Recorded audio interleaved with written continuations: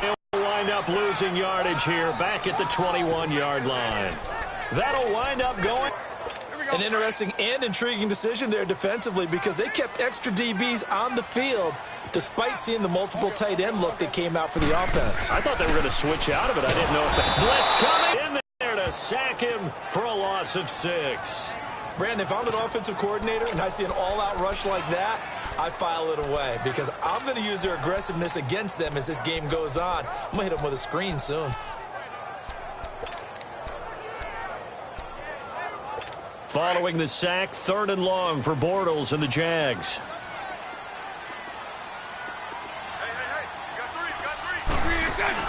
A fake to Fournette. Now it's Bortles to throw. And he's going to go down.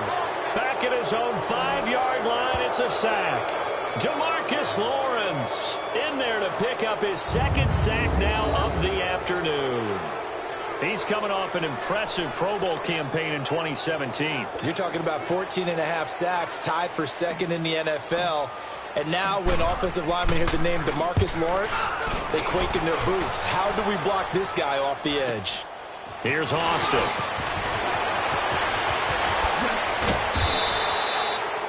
A great return there of 22 yards. And the Cowboys are going to take over in great position here with a 1st and 10. So here come the Cowboys onto the field with excellent position to get things started. They'll be brought out by their 24-year-old quarterback in his 3rd year now at the helm of the Cowboys, Dak Prescott. The numbers he put up as a rookie, outstanding. But were they really, truly sustainable? Remember, they were 13-3 his rookie season. They ended up going 9-7 in 2017. How about they went from 4 interceptions in 2016 as a rookie to 13 his 2nd year? These are numbers that you didn't expect to stay the same. I do expect Dak Prescott to continue to get better and better as a quarterback in the NFL. So now they'll come up on 2nd and 10, once again from the 28. 26. Throwing again, Prescott on 2nd and 10. Escaping the pressure right. And he'll go down here right around the 23-yard line. He'll wind up getting 4 there on his own, but it will leave him now with a 3rd down situation. Sitting alongside Charles Davis, I'm Brandon Gaudin, as it is Cowboy football to begin quarter number 2. They're looking at a 3rd and 6 here to start things out. 47.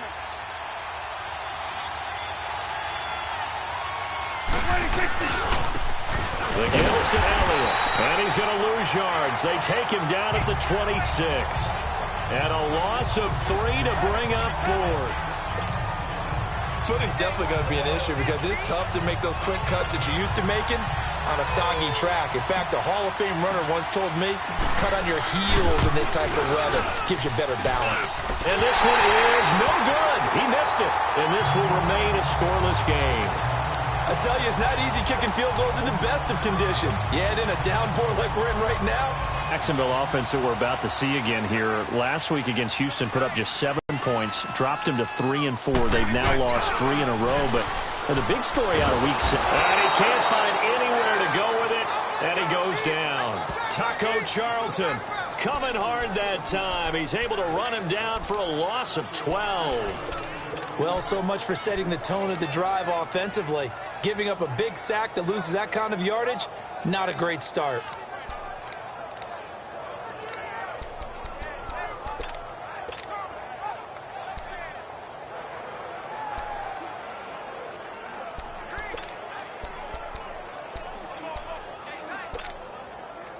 Sacks, a growing theme in this first half. This is 2nd and long. Sunday.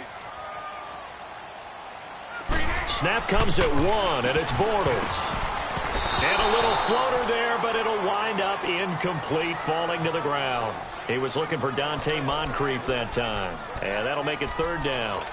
Defensively, Charles, they continue to really limit this offense as far as yardage goes. Yeah, you're exactly right. They've been assignment sound, staying in their lanes, keeping proper leverage, and communicating well, too. On 3rd and long, it's Bortles. He rifles one that's intercepted. Picked up by the linebacker, Jalen Smith. And his guys are going to get the football at the 23-yard line. Well, this is a defense that can confuse even the best of quarterbacks with their zone schemes. And here you've got a linebacker that's going to stay at home and just sit down in that zone. And this one basically comes right to him. Possession going back over to Dallas here, a team who lost last week to Washington 20-17, and that was on the heels of that Week 6 blowout win they had over Jacksonville 40-7. But that loss against Washington, the field goal hitting off the upright after the penalty, a tough one to swallow. It certainly was, because it became a 52-yard field goal attempt for Brett Maher. Should have been 47, and ends up doinking it off the upright, not the crossbar. And Dak Prescott, he had been 4-0 against Washington in his short career prior to Sunday's loss. A tough game for him as well. And this is caught for a Cowboy touchdown. Amari Cooper, an 18-yard touchdown grab. And the Cowboys are in for 6. And that touchdown gives them a touchdown lead before they attempt the extra point. What a great way to end the half. Yeah, great job to put themselves in front, and now see on the sideline, special teams defense scrambling, saying we want to preserve this for the final moments of this second quarter.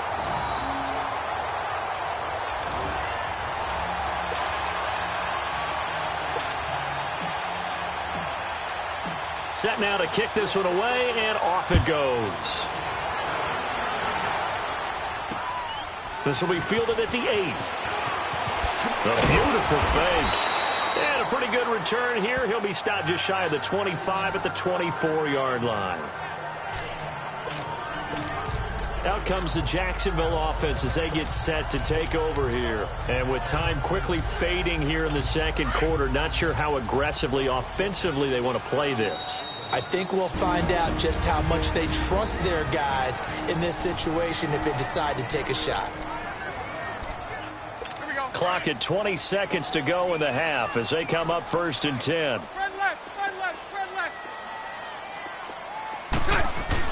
They go back to the air here after the INT on the last drive. Gets by him and a little daylight. And he's able to get out to the 32, brought down there. They'll give him 8 on the play, and it'll bring up a second down. Now a timeout taken. Perhaps a chance for one more quick play and then another timeout if they hurry. We'll see. Facing a 2nd and 2 after that last catch, good for 8 yards. 380. To throw, it's Bortles. And he fires one that's intercepted. Picked off, Byron Jones. So we have reached halftime here with the visiting Cowboys out. We now proceed to the start.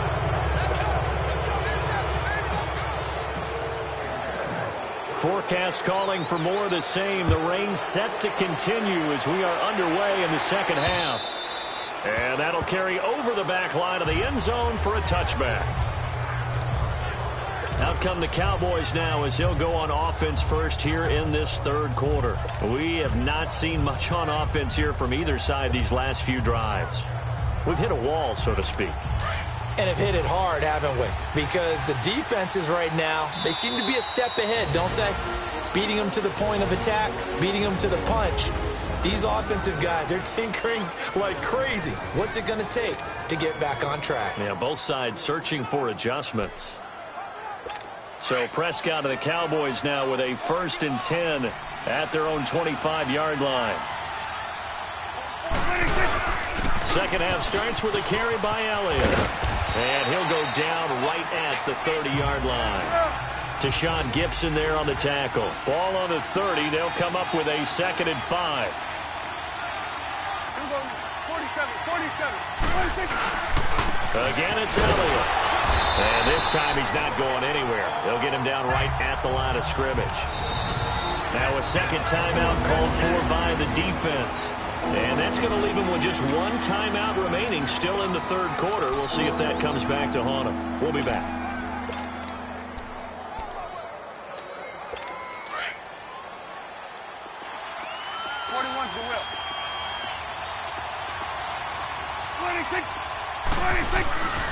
A give to Elliott. And he'll get this up only to about the 33. It's a gain of just 3, and the offense likely going to yield to the punting unit here on 4th down. You know, we might start getting some props here in the booth. You know, that one that says the D and then the fence that you put up next to it? How about that? They brought out the jumbo package and still couldn't move them off the line of scrimmage enough to pick up that first down. Impressive. They were ready defensively for that jumbo set. Out now comes the Cowboys punter as he's on a punt for the first time this afternoon. It's taken to the 26. They call it 38 yards on the punt, no return. And the Jaguars go on offense, first down and 10. Getting set to go again, Blake Bortles marches back onto the field with his offense. What a disastrous start for him so far. He's thrown the ball 2 times, both times intercepted. The heck with his progressions. The heck with what he's seeing downfield. It's really simple, partner. See the color shirts your team's wearing? Throw to those. Not the other color shirts. The color that your team is wearing. That's what the coach is telling him right now. And it pops free. The collision there jarred the ball loose and brings up second down. Well, CD taking a peek at some of the injuries from around the league in Week 7. We did have a few. Quan Alexander on that Bucs defense went down with an injury. They'll be monitoring Sony Michel in New England. Now, remember, they already lost Jeremy Hill, Rex Burkhead out of that backfield, so a couple injuries to note. Certainly, and Quan Alexander in the middle of the Tampa Bay defense, which was already struggling. They may not get him back the rest of the season. Sony Michel, they're hoping to get him back after a few weeks. Albert Wilson in Miami has made big plays all season long, has a hip injury. That could cost him some serious time, if not the season. LaShawn McCoy, Melvin Gordon, they're hoping to get them back in the upcoming weeks. Yeah, interesting that they won without Melvin Gordon last week. That was a big win. He'll set up the screen to Fournette. And some room to work. And he gets this one just shy of the 40, down at the 39. 11 yards there for Jacksonville and a first down as well. Now the offense will burn their third and final timeout. And as the two teams talk it over on their respective sidelines, we take a break. So from the 39 now, they'll come up on a first and 10.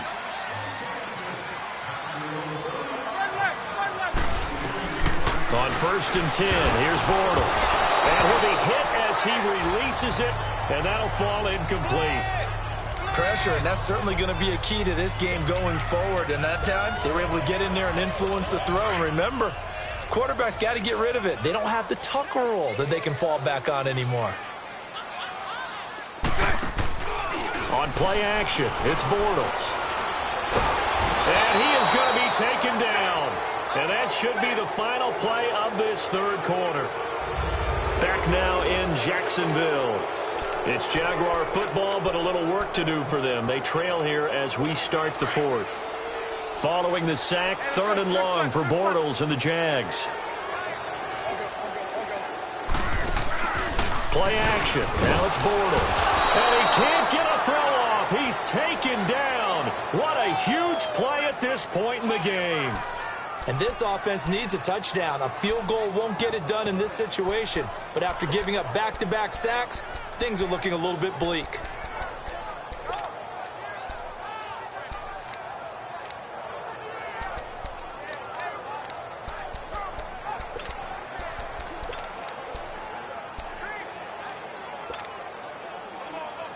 So down 6, and they know they need this one on fourth down.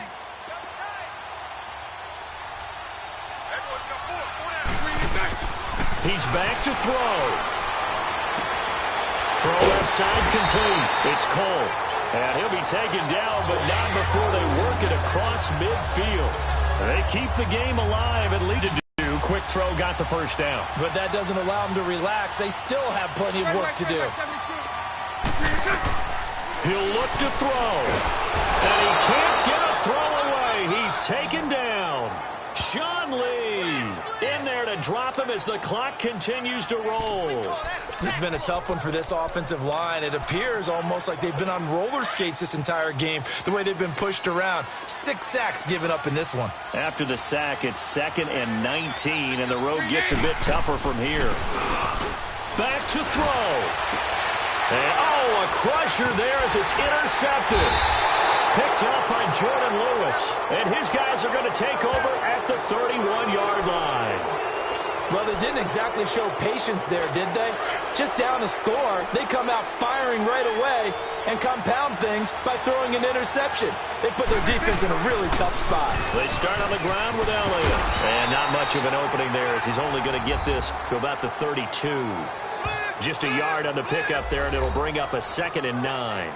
Charles, why didn't they just take the knee there? You're asking the question that I'm asking as well, because we've seen a lot of football where coaches decide maybe they get a little greedy. I don't know if they're doing it for stats or for what reason. We've seen it happen in college, and how about in the NFL? The miracle of the Meadowlands. All they had to do was take a knee, and the game was over. The Giants ran it one more time. Ball popped free. Philadelphia picks it up and wins the game. What year was that? 1978. I think it was in November. Well, Charles, the forecast called for rain throughout the entire game, and we got rain throughout the entire game. But these two teams, they had fun getting dirty out there. They love the slop. Did you trust the forecast ahead of time? Or are you one of those guys that's skeptical about it, or did you trust it? But when I saw just a big blob of green on the radar, I said, okay, let's trust. Yeah, and that's why I'm glad you took my advice. Got your notes laminated, because, you know, open-air booth, that rain can affect us as well, although not as much as the guys on the field. But let's face it, it's kind of fun to watch these types of games, isn't it? It is. By the way,